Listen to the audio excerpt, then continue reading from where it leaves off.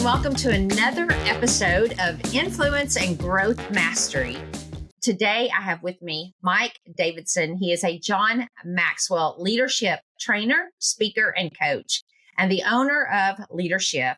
Mike was also the owner of an automotive dealership, Parkway Automotive, until recently, which we'll probably hear about that some in this interview. Mike, it's a pleasure to have you here with me today to share how everything rises and falls on leadership. Oh, it really does, Tonya. Yeah, go ahead.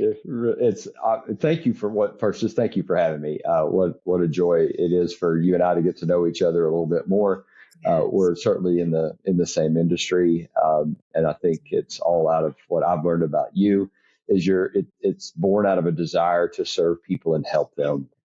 That's what's behind your motivation, and so we are definitely in alignment there. And so I appreciate you having me on today. Yeah, I love to talk about leadership. You know, I mentioned to you the other day, leadership is not a skill that we're born with. It's something that we all learn. And being in leadership myself for, many years. But, as we get started in our discussion today about leadership, you named your new company Leadership, which is quite intriguing.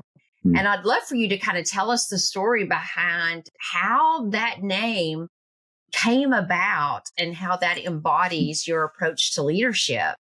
Yeah. As I gave thought to that, I go back to the 1960s when the leadership style back then was that if I hired you, you just did what I said. That's what you did. And that was the leadership style. And there was a lot of reasons for the way it was that way. It was just that way, generationally speaking or whatever. And then and I think you can actually tie the economy to and the experiences of the world as to how it shapes what leadership needs to look like in any organization. When you move forward to the 80s and 90s, it was how many benefits can we offer you that you might come to work for us in our organization? So we've come up with a list. Well, today, everyone with the economy and the people talk about different generations, but I can actually tie the economy to generational behaviors pretty easily. And so if you look at today's economy, where people are very concerned about, am I going to have enough money to pay my bills? Can I trust leadership? All these doubts and fears, and this false sense of security that the phone brings to us, that somehow we have friends here that we don't even know. And so the real question that's being asked of every individual is, do you care for me? And so this shift that needs to take place in leadership, and how I designed the name Leadership, is that what are the thoughts, actions, and attitudes of the world's most successful leaders? Well, I can just tell you, they communicate through their thoughts, their actions, and attitudes that they care. So that's the shift that needs to take place for people today. And it's not that people don't want to work. It's they're so concerned about what's going to happen this week versus next week in the form of pay and job and economy that they are scared to death. And we as leaders have a responsibility to create what I call a safe environment for them to be this generation right now wants to be a part of something bigger. And we as leaders must create what that looks like. We must help them understand how their uniqueness contributes to our growth as an organization, so that they feel like they are actually a part of something bigger. So that's the shift. That's the idea. The world's most successful leaders help people understand their contribution to the bigger picture. And as you even know, it starts with creating a compelling vision. I completely agree. Yeah.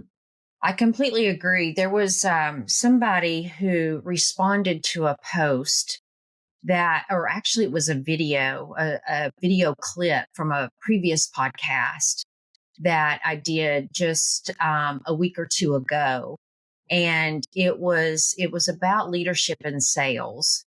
And the individual posted that management today doesn't really spend the time teaching their staff the principles around what they expect their staff to do. They hire the team and they expect them to do the job, but don't spend the time coaching them around what they really expect out of them, or leading them up to where they want them to get or where they expect them to be. And as I sat and thought about that comment, I thought there is some truth to that, in that I've seen managers not spend the time leading their team to where they want them to be, or even asking them where they want to get, or what their vision is, what their mission is from their job. And, that was one thing that I was blessed to have throughout my career, was being able to share my mission, my vision, where I wanted to be, what my goals were, and having leaders that were interested, and providing that safe environment like you're talking about. But I know that not every leader provides that safe environment for their team. And, go ahead. Was you going to add something to that? Well, it's this environment. If you don't create a safe environment, then your people will go silent or they go violent, one of the two, every single time. And so, what I mean by violent is they can get mad, or they get angry in some way. It doesn't necessarily mean physical violence; just they can get angry or frustrated, and they express it. That's the violent part. Or they go silent; they just don't say anything. Either one of those is a flag to you that, as a leader, you have not created that safe environment, and your behavior, people will be what they see. Okay. So if you want a certain behavior within your organization, we talk about leadership. It always starts with, how do you lead yourself first? If you can lead yourself first and learn how to do that, which I love what you said, it is every person on the planet can learn leadership, because it is a learned skill, and it starts with learning to lead yourself first. And there's not a person on the planet that cannot learn to lead themselves first. You do that, then you can lead others. Mm-hmm. I feel like if they're not fed, they'll leave and go somewhere else where they are fed. And, oftentimes what I've seen is in leaders today, they often fear that if they lead appropriately, someone on the team may rise above them. And that really is that's a whole nother topic. A whole nother podcast. That's a whole nother podcast. Yeah, we can talk about that. Yes. Yeah, I love it. I say train people so well that they can leave, treat them so well that they will stay. And so and I think how you do that is determining their Mark Buckingham, in his book Work Plus Love, says he was a researcher with Gallup for 25 years, and his heart was why people behave in certain ways.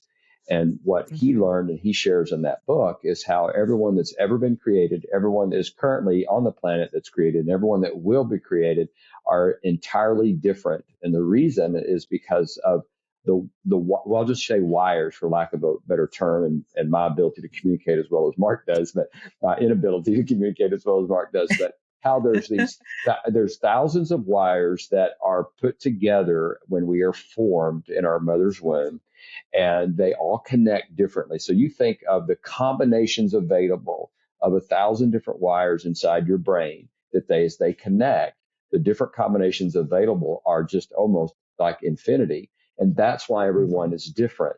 And they all have a specific, I call it, is actually from Liz Wiseman's book on, but it's called their natural genius is the word that I use. In her book Multiplier, she talks about that.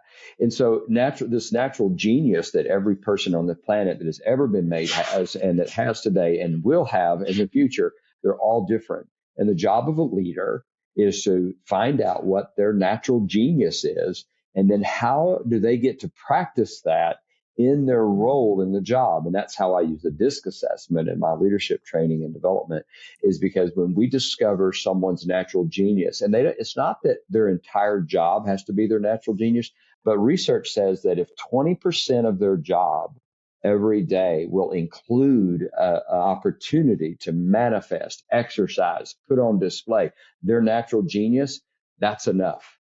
They're going to be excited about their job every single day. They're going to be excited to get up and do their natural genius every day. It's not that it's not that we have to do things we don't like to do. We all have that. But as long as I get to practice my natural genius, like doing what I'm doing right now with you, this makes my day, right? I mean, this is the exciting part. So this is all that matters. The rest of it I can deal with. So the job of a leader is the development of his people. All right, that's our job. But you can't develop your people if you don't know what their natural genius is and what area can they most develop in. And I'm not talking about developing people in their weaknesses. Forget that. It's like putting a dress on a pig. It just frustrates the pig. Let's talk about how they were wired, what they get excited about, what they're motivated about, and how does that fit in your job descriptions. So in my training, I'm kind of overlaying their job description over the DISC assessment and saying, well, how often does this job description allow them to manifest or put on display this natural genius that is clear that they have? And so we want to make shifts within the job description, even to people that have the same, we'll call it role, same position maybe, but there's still things that one person will excel in because they're natural at it. But then we want to provide training and improvement in the area that's already their natural genius, and they get excited about what it is they're doing for a living. So that's what leadership is. And I think what happens to leaders, it's what I call EMT, Tonya. EMT, we all know is an emergency medical technician. We know that is that word. But I use the word EMT in this way. Every person starts a career, a job, a business as an entrepreneur. That's what they do. They have this entrepreneur thing. And then they get in there and they start building their widgets. They're sort of the technician. That's the T part of it. Well, then they get busy enough, they have to hire someone, and now they have to become a manager. All right. And so now they're managing and they're technician, they're M and they're 10, and they forget all about this thing that got them started in the first place, as being an entrepreneur. And so what you and I do is we move people out of that EMT place, and we move them back to being a leader, to being that entrepreneur of the development of people, which is what we love to do, right? It's what new ideas and innovation and all that stuff. Right. So if we can help the leader get back to EMT, and we teach him what I call, oh gosh, you're going to kill me for acronyms, IQO. IQO is what entrepreneurs do. They're innovative, right? We're thinking all the time, like, this stuff's going on in our brains like crazy. Okay. So what we have to do is we have to keep ourselves in the entrepreneur lane, being an innovator, and let someone else be the manager who the Q in IQO is quantify. Okay. So they're the ones that put things together to see if it'll work. They quantify it. And then there is the technician. They're the ones that actually the hands-on people doing the work, the frontline workers, to see if your great innovative idea, what changes we need to make it better. So you need to stay I tell the story this way. In 1945, there were two people who started a business across the street from each other in Northwest Arkansas. One was Sue, and she had a pie shop. And the other was Sam, who had a five and dime. They were across the street from each other. One of them became very successful and did things all the way, and Sue, she didn't make it. The SBA says that 80% of small businesses fail. Right. And 75% of franchises succeed. What's the difference? The difference I studied and learned was IQO. See, the entrepreneur stays in the innovative lane and keeps innovating new ways. Then managers do the management thing, and they're always quantifying the work, and the technicians are always, doing building. A great example you'll see in that is the Chick-fil-A stores all across the country. Someone had this great idea that said, we've got to change our drive-thrus. So that was the idea. There's the entrepreneur spirit. Someone thought we've got to make them better. Well, the quantification is that someone says, well, let's develop a process where we measure how long it takes from the time they pull on the lot until the chicken gets in the car. So we took a few stores and we quantified this great innovative idea. And then the technicians, the people in the drive-thru, they continue to give feedback on how to make it better. And they kept doing that, and then they kept doing that until they finally decided this is how we need to redo all our drive-thrus. And now you see every Chick-fil-A all across the country has redone their drive-thrus. And so IQO is a couple of times. Yes, they have. A couple of times in a short period of time. That's right. That's exactly right. Because they kept making it better, innovative ideas. And by the way, Sue Duncan, you've never heard of. She had the pie shop. Sam Walton, you have heard of. Yes. Okay, so Sam followed IQO. That's the difference. So whether it's you by yourself in a small business where you have 1 or 2 or 3 employees, if you implement IQO as a process and keep yourself in the entrepreneur lane, you have a much better chance of being successful. You'll find yourself in that 75% category, because that's what's made entrepreneurs and franchises, we call them, successful. It's processes. And you're like Mrs. Process, right? You're like, you put the capital P in processes. And so people follow. I am that systems girl. Yes. Mm-hmm. And it's because you know that if one, it's easily transferable to new employees. Mm-hmm. And when managers and owners do not do that, then they're constantly reinventing what it is they're doing, because these innovation things run around their mind. There's no consistency. It's what made Ray Kroc famous, right? With McDonald's, was his ability to create a process. It wasn't that he liked hamburgers or that he knew how to make a hamburger. Heck, he probably didn't know how to run the grill. He just knew how to build the process so that the hamburger tastes the same no matter where you go. The expectation was the same. So anyway, I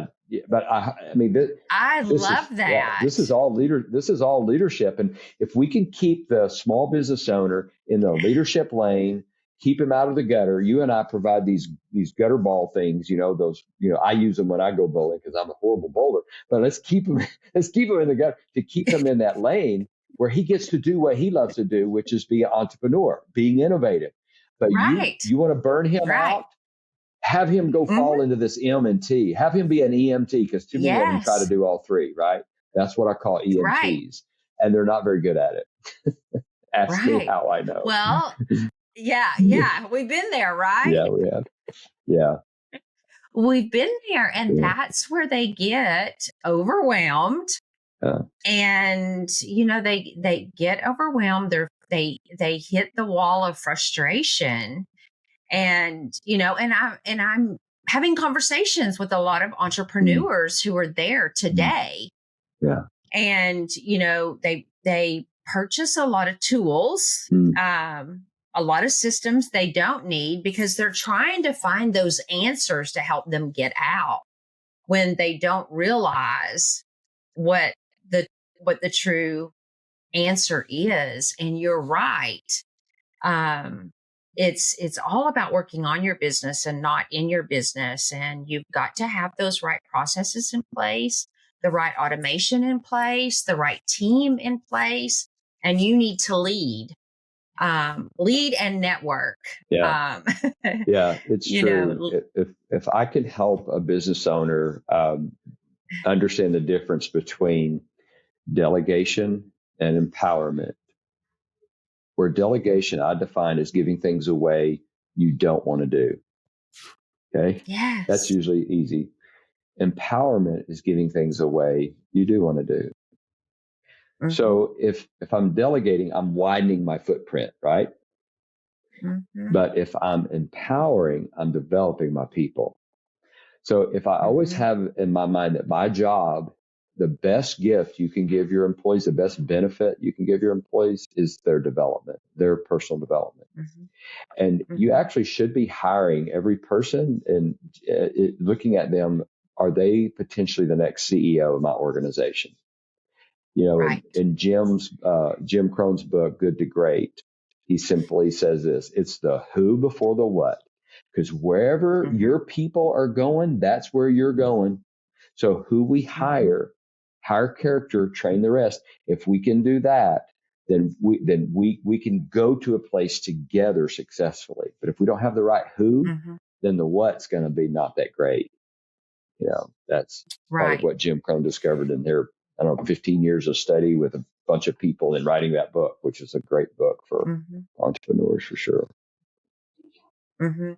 The best advice a boss ever gave me is about what you're talking about right now. And it was years ago in my banking career.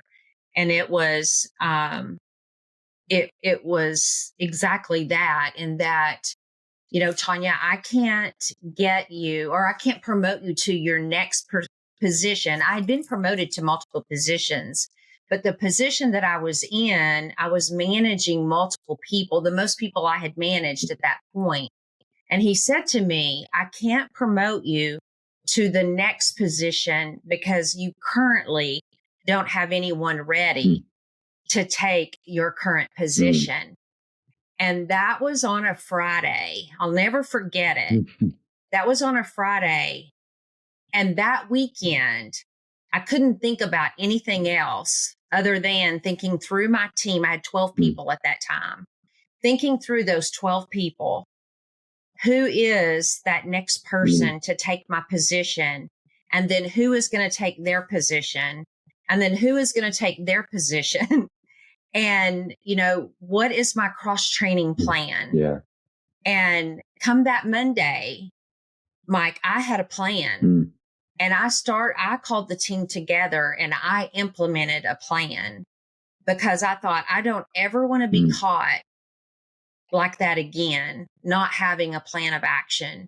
And that set the mark at that point going forward, that I always had someone that could replace me and then who could replace them. And so a cross training plan from that point forward always took place. And when I left that department and took the next position, I had 22 people in that department. But when I left the company, I had 22 people that I managed then, and all 22 people I felt like could do my job as an executive vice president. So I knew what they wanted. I knew what position they were after. And I felt like at that point I was a great leader. Yeah. Because that's really that statement has forever lived with me. And I felt like that was the best advice that I was given.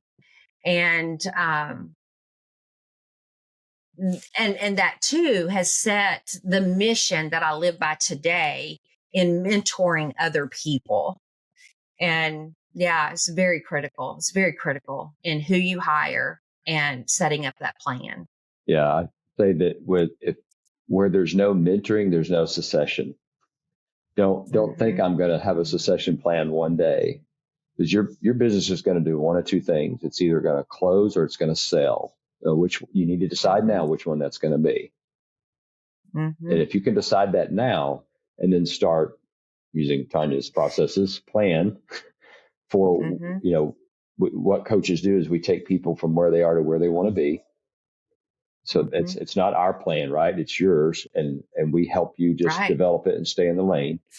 And so if you can give your brain time to think into that, and where do I want to be 5 years from now or 10 years from now, then there's going to be a process that we can put in place where we begin to mentor others so that they can actually, so the transition is almost without notice, right? It's just a different face. It's just like, oh yeah, it's almost without notice. Yeah. But without that mentoring, there's no succession, and that should be for every position in the organization. And there's just a way to do that, no matter how big or how small, you might think your company is, because even if you are the EMT and you're the only employee there, at some point you're going to need to hire somebody if your business is going to grow. And so you've got to be able to, it's the transfer of information, the number was it lands in the top 5 of every every time you ask someone of any organization, what's the biggest problem around here, they'll say communication, almost without exception. It makes it to Oh, the top five absolutely. almost every time. And so let's talk about, that. How do we, my goodness, how in the world do we work on communication? And there's a process upon which that's to be done when it comes to, how we delegate things to people, and how do we make sure that we empower them. I think one of the worst things that leaders do very easily, and this is unintentional, I know, but it happens and we don't even realize we're doing it, and that is that we give people responsibility with no authority and no accountability. But there's a process upon which you do that so that people will actually feel empowered to learn, that you're giving them that authority when you give them that delegation, you delegate that responsibility. I actually would tell you that that's one of the most difficult things for teachers in the education system in these days, is they have this responsibility, but they have no authority in the classroom, and therefore they're unable to teach well. So we could another 100%. Podcast, right? On that. That's another podcast. Yeah. Well, and so going with responsibility, and the lack of communication, that often causes overwhelm for people. So let's talk about the business owners that do often feel overwhelmed with the weight of responsibility that they bear. So in your experience, what is some of the most common burdens that business owners carry, and how can leadership training that you provide help alleviate that? Yeah. First, I would, this is supposed to be an encouragement. It won't sound like it is, but every problem, every problem in your business is your fault. Yes. The good news is that you are also the solution. You just are.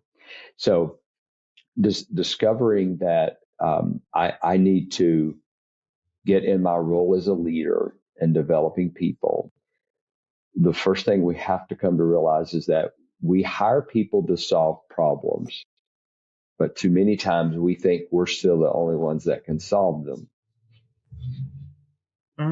So giving your people the freedom to fail.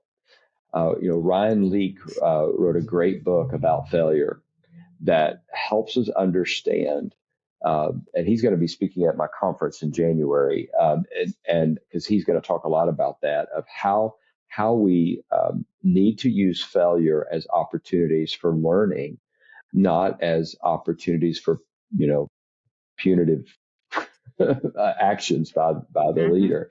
And it's really about the leader becoming, I think there's one thing that's really important for all leaders, and that's to understand that you're dealing with human beings, not human doings.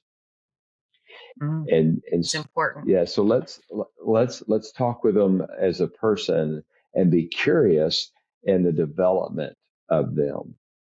So the story I like to tell, I call it Wash the Truck. It was my very first day in the industry. It was working for a guy named Brent Terrell at Brent Terrell GMC Trucks on Interstate 30 in Little Rock. The year was 1984. So there, I've dated myself. Done. And so first day on the job, it's a cold November day. He goes outside. I'm the wash team. That's what my job is. I'm the new wash team. There's no one but me. I'm it. So he pulls this little GMC truck on this concrete pad that's outside, by the way. It's November in Arkansas. So yeah, it gets a little cold. And I'm this little 129-pound kid, and what the first thing he does is he draws an imaginary circle on the ground, and he says, "Mike, I want you to stand right there." So I did what he said. I stood right there. And he washed that truck inside and out. And when he got done, he came over to me and he said, "Mike, now that's what I want my trucks to look like when they're done. Do you have any questions?" Of course, I was going to say, "Oh, no, sir. No questions whatsoever." What I learned that day is something that I've used throughout my career. I learned this my very first day. And that is this. When I see someone in my organization that's not doing the job that I either expect or want them to do, the first thing I do is I ask myself, have I washed the truck for them? Now, that might mean that I go over and literally wash the truck for them, or it might be reviewing their job description, and I would review it privately myself and go, oh, I'm not sure that's clear in there. And then I bring them in and we have a conversation and we talk about it. And then so now I say I'm being curious about where have I failed them, not where they, because where have they failed, but where have I failed them?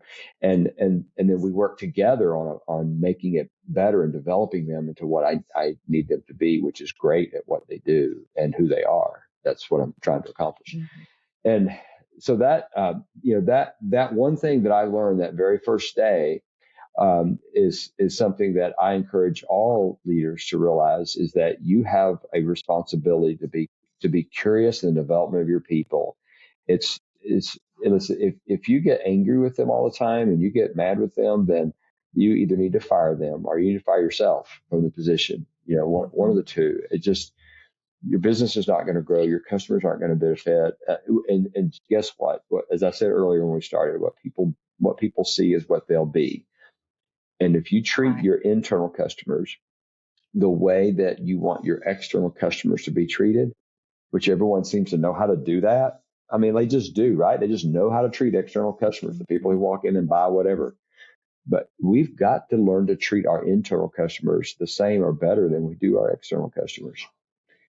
Absolutely. For whatever reason, we don't have a tendency to do it, but we can help them. That's what we do. That's what we do. It's just a mindset that says people have value, and they have this natural genius that no one else on the planet has ever had, doesn't have, or ever will have, that they can use if I can discover it to contribute to the success of my business. And our customers are happy and they're happy. So what is it? Boy, what a job, right? What a job we have. Right. But it's so true. Yeah. But it's fun and it's curious. It's so true. Yeah. I go to various places and I can't help but watch, because I know, being over retail at one point in time and teaching customer experience and customer service, I can't help but watch how people are treated. Yeah. And the service I get. Yeah. And I watch that and I think that's how they value a customer. And sometimes it's not very good. And I have followed individuals out, and I apologize. I did this not too long ago at a local industry. And I apologized to an elderly woman because I could tell she was very frustrated at the service that she got. And then I too got. But I apologized to her for the service that she got on behalf of this company that I'm not even associated with. And she said, honey, it's okay. It's not your fault that they treated me that way.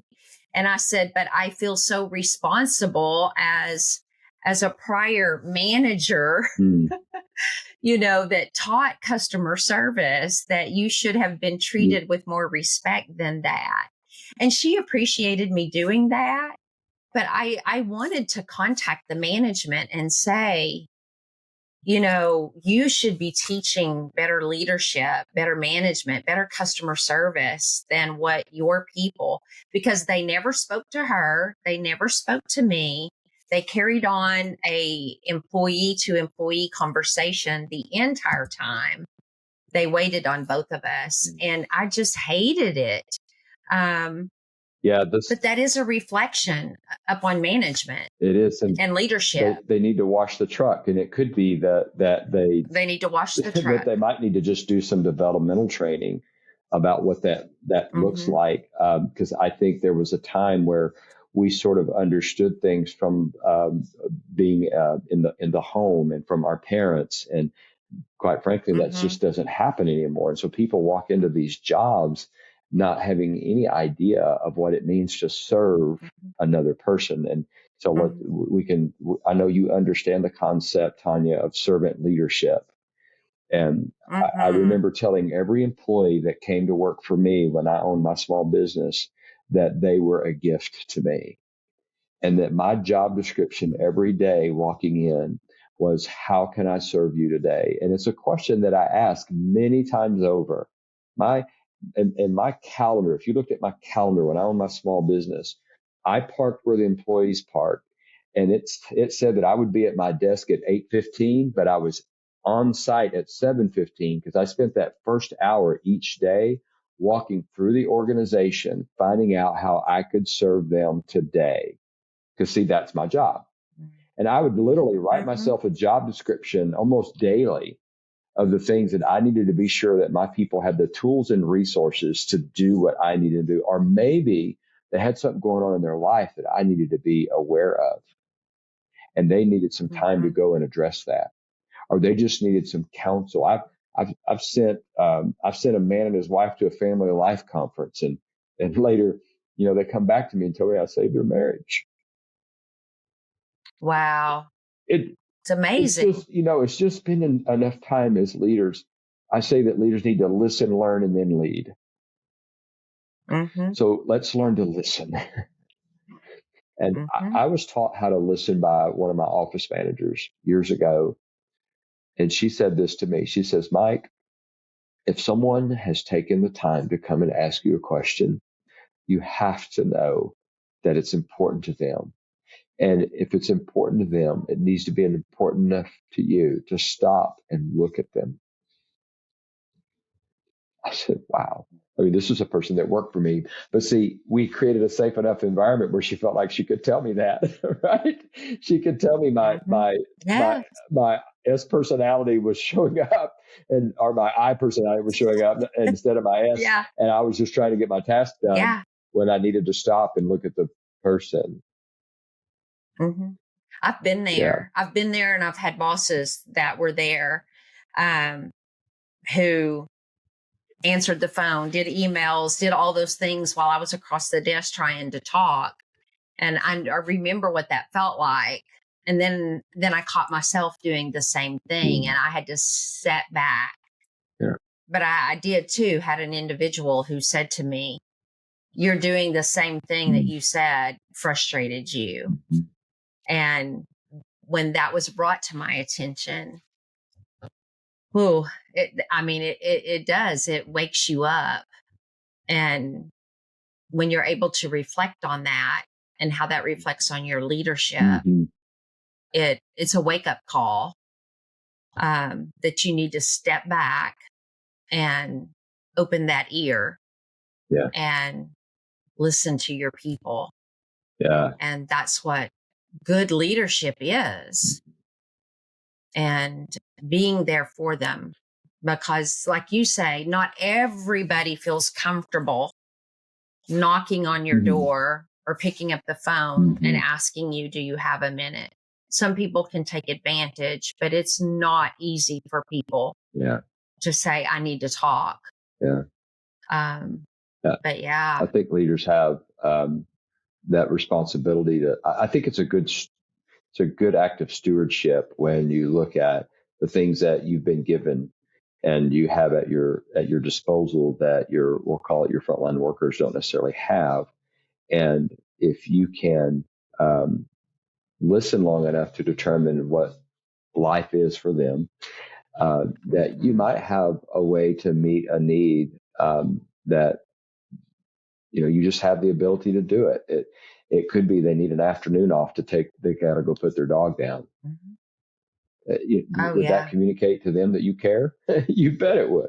Absolutely, it would. Yeah. You buy a guy an opportunity to join a hunting club because he loves to hunt, but he can't this year because he had some medical bills. Or it's just a part of listening. And so if business owners realize that they've hired people to solve problems and they're not the only ones that can solve them, and they back away and empower people to solve their problems, they get to see them flourish and grow. But then they also begin to see that they have the time to be the leader that they were called to be, and that is to really care for people.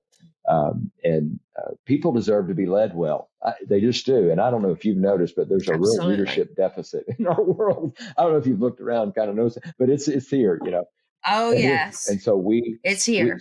It's here. And by the way, the Arbinger Institute, their study would tell you that there's a 20% increase in productivity when there's leadership training. Oh, 20%. 100%. Yeah, 20%. Wow. 100%. Yeah, Yeah. I 100% agree with yeah. you. Mike, you've been in the spotlight for many, many years, from radio to live TV. How's that experience shaped your views on leadership, and what key takeaways can our listeners learn from your media journey?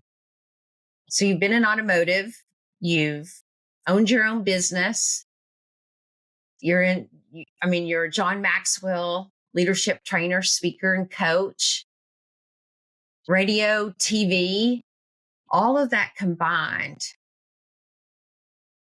How's that shaped your views? I think I would put it in something you've already heard me say, and that's really valuing people and be a giver. Um, my motivation for having been how it even started was, a guy named Jason Harper. I don't know where he heard me on the radio, I think, doing a commercial or something, and he asked if I would come on and do, a little segment about cooling systems on a car. And of course, it's about giving to people, and my motivation for being on television was to help people with this whole thing of auto service, auto repair. And so we just did live questions. That ended up lasting for 11 years on Channel 7. I, I had no idea it would Wow. start out that way, but that's how long it lasted. And it was just a desire to serve people, to help people. We were created for relationships. That's how we were created. We were not, and I think the phone has taken that away from many people. A book I like to recommend to people is How to Break Up with Your Phone. That's the title of the book. So if you're watching this, you should probably get that book. My screen time went down 76% after reading that book, and I still practice that, and I watch my screen time and all that, because I want to learn how to engage with people and be a better listener. And if I think about like what motivated me to read that book, is like, oh, what I teach is the importance of us listening to people, and the phone's teaching me how not to listen to people. It's shortening my attention span, right, by like milliseconds. So why am I letting my brain be trained in a way that's opposite of what I find successful leaders do? And so I just say that my radio show that I did, the Department of Labor apprentice program that I built, was all because of my desire to help people, to serve them. And how can I help make the other person, how can I develop them, make them better? That's just been a motivation of mine. It's really I think it stems from a heart of gratitude, that, and that I live a very thankful life, for a lot of reasons. And I believe that every person on the planet has value. They have something to offer, and I can learn from them. Such as the first day I started in the automotive industry, I can learn. So learning is an incredible thing that we've been given to be able to do and to learn. So I think that's just where I think that's my posture. And there, look, I am nice until I don't want to be. Okay, so I can do that too. So I want you to know that there's a person here on the screen that I struggle like everyone else does. There's times I do get mad. Yeah, we all There's do. times that I'm not nice, and I have to deal with that. I have to deal with that idea and that thought, and I have to repent of that. And but I do, but I care. I just care about people. I think that's valuing people is the answer to your question. That's how all that has shaped me. And that was my motivation it's my motivation for doing what I do right now. It's your motivation for doing what I know what you do right now. It's because I have carried the burden of a small business owner for many years. And I found my way out of that, in a very good way. And so now I can spend probably 5 or 10 minutes either watching a small business owner are talking to a small business owner, and I can tell you if they're carrying a burden for their business or not. I can tell you if they own a job or own a business. I can find that out pretty quick. That's awesome. Yeah. I love Yeah. it. So, and I want to help I them own a love it. business again. I I love don't want it. them to own a job. I want them to own a business. I want to remind them of Yes. why they did Yes, for did sure. what they did when they started doing what they do, and bring that back to them in great ways. It's fun. So that leads me into another question then that I want to ask you. Do you have a great success story that you want to share from Yeah. I leadership? You answer that question. The first guy that comes to mind, I won't use his name, okay? But he has a small business up in Maine, and he wants to go to Idaho, and of all things, he wants to be an EMT. All right, a real EMT in Idaho. Okay, but he owns a small business up in Maine, and he's one of my current clients, and he has been for some time. And what he discovered was exactly what I said earlier: is that he hired all these people to solve problems, but he believed he was the only one that can solve it. And he says, "Well, how do you know that, Mike?" I said, "Well, because in one of our times together, one of your employees came in and asked permission." He's the shop foreman of your business, and he asked permission if another person could clean the wheel balancer. Why did he have to ask you for that? You should have just told the person to do right. it. It's like he didn't feel safe. He didn't feel like he had the authority to. Right. He didn't feel like he had the authority. So that comes from you. And so we went through this whole process of discovering his native genius. And like, okay, so now I shifted his mindset from the problem is not the vehicles that are broken in the bay are not your problem anymore. Because he likes to solve problems. Right. He's a high D. He solves problems. He's been solving problems like this his whole life. It's just a habit. He's just like, bring me the problem. I'll solve them. I've got an answer before you even ask. Kind of. Yeah, he's that person, right? I said, now your new problem to solve is the development of your people. So that's the mind shift that I brought to him to say, now when someone brings you a problem, how are you going to help develop them? So we developed these pocketbook questions that he has. So he now has 2 or 3 pocketbook questions that he keeps in his pocket, right? Because he's that kind of guy, right? He's not always at his computer. So he keeps this little, I'm a fan of like laminated stuff, little questions that keep. Yes, I love it. I love it. And so he keeps these little laminated pocketbook questions in his pocket. And so he now, it's a habit for him now, but he's now learned to ask, what do you think?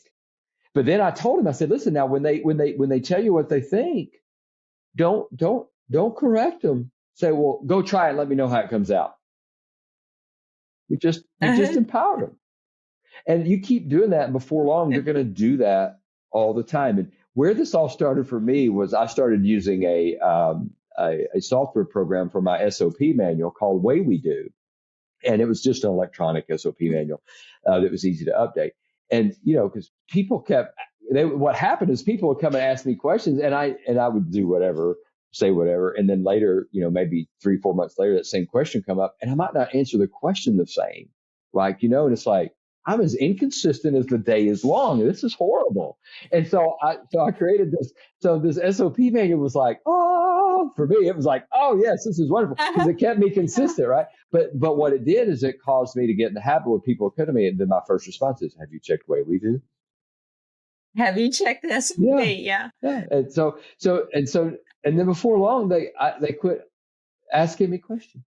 And then when I read the Toyota Way, and I created small teams within my business of 3 people, and they were empowered to solve their own problems, I quit going to meetings.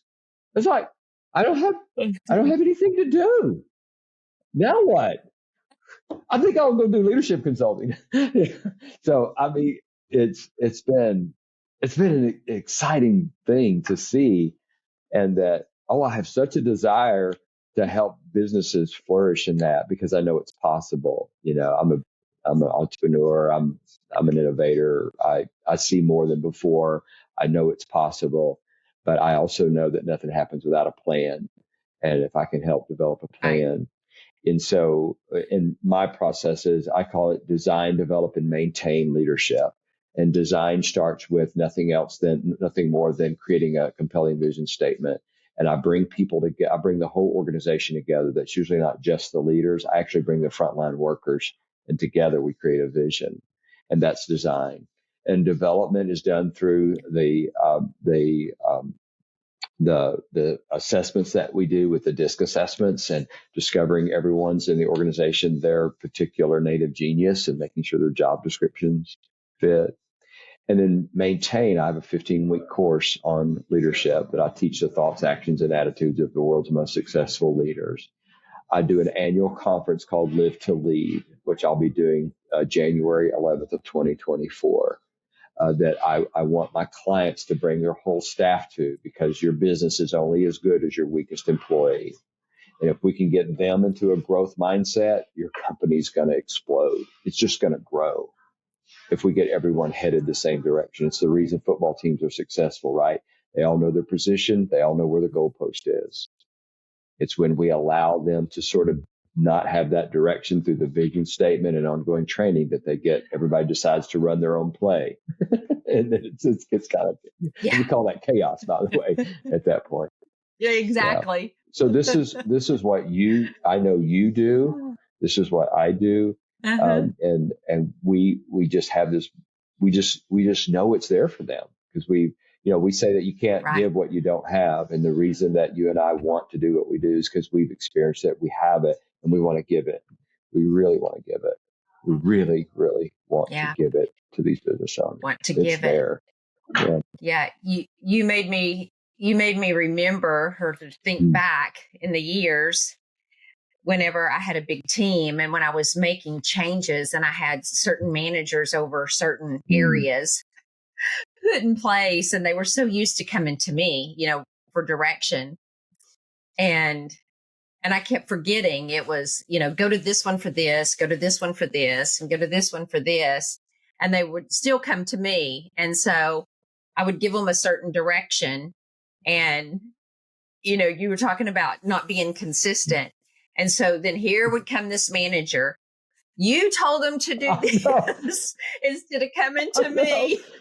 And I would be, and you told them the wrong thing. Remember 2 weeks ago, we made a decision we were going to do this. Of course not. And I would be like, oh, I forgot. And I would have to go back to them and I would say, don't come to me for these decisions. You need to go to your manager. And then, we were putting SOPs in place, and it was like such chaos when you first put it all together. Yeah. But yes. Tonya, here's what I want. Here's something else I'd really want leaders to understand: how when you do hire people to solve problems, that you can easily undermine them when you decide you're going to solve it for them. And one example that I give, when we made the announcement that our succession plan had started at my company for a guy that had already worked there 10 years at the time. And so everyone knew who he was. We started this actual written down succession plan.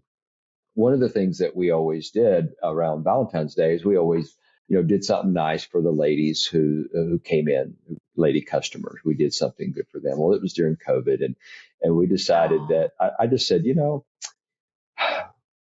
let's spend the money on our employees this year instead of our customers, because there aren't many coming in. So let's do that. And so I go to the bank and I get brand new $50 bills, and I walk around to every employee and I said, listen, we normally spend money on our external customers, but this year I want you to take this $50 and I want you to spend it on someone that's special to you this year, whatever you want. I had a $50 bill, which sounds really nice, really great. I'm on my way home, feeling pretty good about myself. Then I thought, you knucklehead, you just undermined the guy that you said is a succession plan, and he should have been the one walking around with those $50 bills, not me.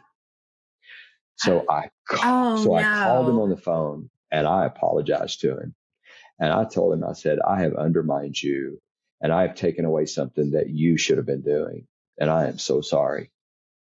And so it taught me, it's a very valuable lesson that I learned that sounds good and it sounds great. But the truth is that as the leader of the organization, I wanted the credit for doing something great instead of empowering someone that I had already said was the new owner or succession plan had begun, and I took it away from him.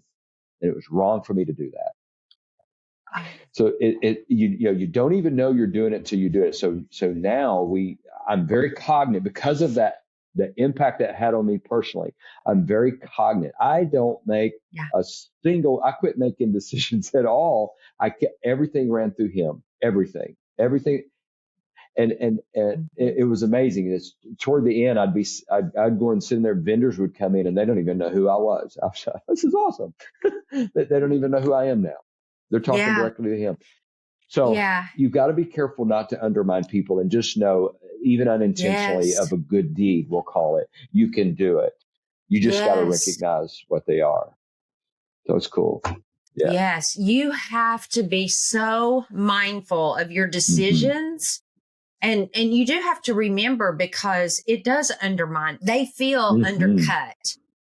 And that was something I felt like at first, whenever I gave them the authority, because for so many years, I made those decisions, and it becomes such a habit that you're in of making decisions and doing things that you do it without even thought. Yeah. But then as soon as it's brought to your attention, you're like, why did I do it? I felt like such a heel when it happened. And you apologize, but you feel like that's not enough. What else can I do? But you've already made the mistake. And, but that is so important as a leader. You've got to remember that the people that you put in place, it's important to them. It's so important for them to feel the empowerment. It is. I love to give people, I teach my clients to give people the freedom to fail. You got to give them the freedom to fail and just put it out there. And what's amazing is how well they do. More times than not, they do the job better than I would have done, which is great. Yes. Yeah. Yes, it is. And two, when I'm coaching people, Mike, is I tell them, don't be afraid to fail. New coaches, new speakers, new podcast hosts, new business owners, don't be afraid to fail, because, and we are afraid. We are afraid to fail, but don't be, because once you make a bad decision, you're going to help the next person that you're talking to not make that same mistake. Because that's why we coach, is we're helping the next person that we work with to not make the same mistakes you've made. I mean, I'm not even doing the same thing. The consulting that I started with, I'm not even doing that same thing today. Yeah. So true. And so I've changed my business. I'm on the third thing in 4.5 years. I have finally now know what I'm supposed to be doing. Yeah, you found your native genius, didn't so you? I found my native genius. I now know what it is, but what I started with was what I knew coming out from banking. That's what I knew and what I was most comfortable with. And so I had to find the niche that I wanted to stick with. Yeah.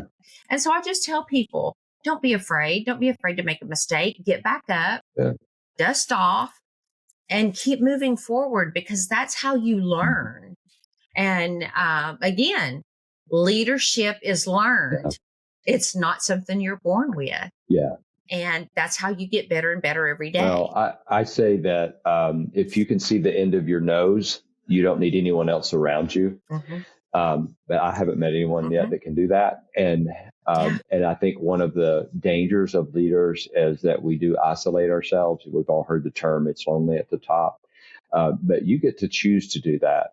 And one of the things that we do with the DISC assessment is when we determine your native genius and your behavioral style, we help you understand the importance of bringing the other behavior styles around you that will help you make better decisions, because they see things you don't see. I'm sometimes described as the guy with the big grenade, and I need people around me to pick up the shrapnel. Okay, so that would be an example. My God was so kind in the woman that I married now for 33 years, in that she is very particular and she sees pitfalls. Now, some people would say she's critical. I would say no. She sees my pitfalls because I don't have the ability to see them. I only see the sunshine on the other side of the bridge. Look out, here I come. But she has the ability to see the potholes on the bridge, or that the bridge is about to fall before I cross it. So it causes me to pause and see what value she brings to my life of being that person. So the same is true within our jobs and our organization. You see the value that these other the characteristics and behavior styles have to help you be a good leader, and it'll be the people that are not like you. And so surround yourself with if you're a D, surround yourself with the ISCs, and you will, going forward, you will be an incredible organization, an incredible company. Empower those people, listen to those people, and you'll become a great leader. That is so awesome. Well, Mike, as we wrap up, this has been so good, a great conversation. I think I could stay and talk to you all day about leadership. Leadership, building relationships, networking, all of those things are right in my wheelhouse. Where can people find you if they're interested in reaching out? And then also share about the workshop that you have coming up in January, and how they can connect with you about that if they're interested, if you have spots still open. So first, I'm so sorry for the confusion. All right, because the company is Leader Shift, but the website, I'm so sorry. Let me apologize. It's leadership with a P. All right, leadershiplane.net. Okay. It's just what's available at the time. And it's like my filing system. It's like, it makes sense at the time. Yeah. But later I'm looking at it going, okay. So just so you know, it's Leadership is the name of the organization. It's what we do. We shift the mindset, but the website is leadershiplane.net. All right. So that's where you can find me. You can click on a place on there for a discovery call, and it hits my calendar, and you can set up a 15-minute discovery call to ask any question about anything you want to talk about. It doesn't matter. If it involves leadership, your company, your organization, then you're going to do that. My ideal customer is going to be someone that has a brick and mortar business. They do at least $1 million in sales a year, and they have 7 employees or more. Those are the people that I know I have the resources to help the most. Okay. Just to be clear, what I've identified, like you said, my niche, that's that. The conference that's coming up January 11th, 2024 at the Benton Event Center is like no other conference that Central Arkansas has ever had. Back on October 6th, I went to Atlanta, Georgia, and to meet with the speakers. And here's what's going to be brought to that conference. I am bringing in virtually to Central Arkansas, John Maxwell. John Maxwell is going to be talking about what it means to be a high road leader. Really the very things you and I have been talking about on this podcast. And Kendra Scott is going to be there virtually as well. And she's going to be talking about family and business and philanthropy. My friend Ryan Leake, he's going to be talking about how failure can be used to make our life better. And when I talked to Mark Buckingham, I said, Mark, we hear all the time that people don't want to work. And then we hear John Maxwell say everything rises and falls on leadership. Close the gap for us. He's going to close the gap for us. And we're going to have some local chamber members also talking on that day. I'll be speaking, and we're going to be bringing accountability. It's a full day workshop. We're going to serve lunch. It's just going to be a full day of fun and leadership training. It's also SHRM credits, personal development credits are approved if you attend this conference. So there'll be a QR code for you to make sure that you get the credits and all that stuff, and workbook and all that'll be happening that day.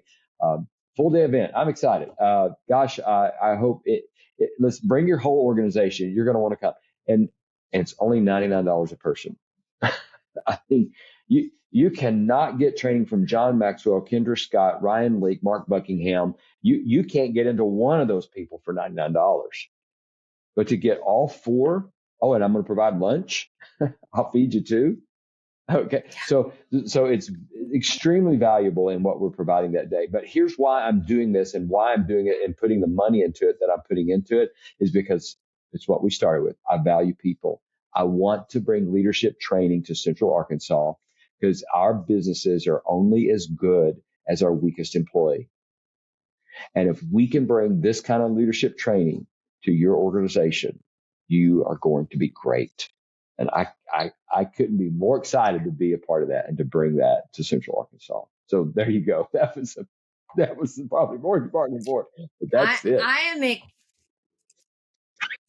am so excited about it too. I am definitely going to join. And for that $99, if they were to go out and eat, they're going to spend $40 for themselves to go out and eat. So definitely for $60, they cannot hear a half of a John Maxwell or even a fourth of a John Maxwell for $60. So absolutely a steal for someone to attend this event. And they will get to see you in person. They'll get to see me in person.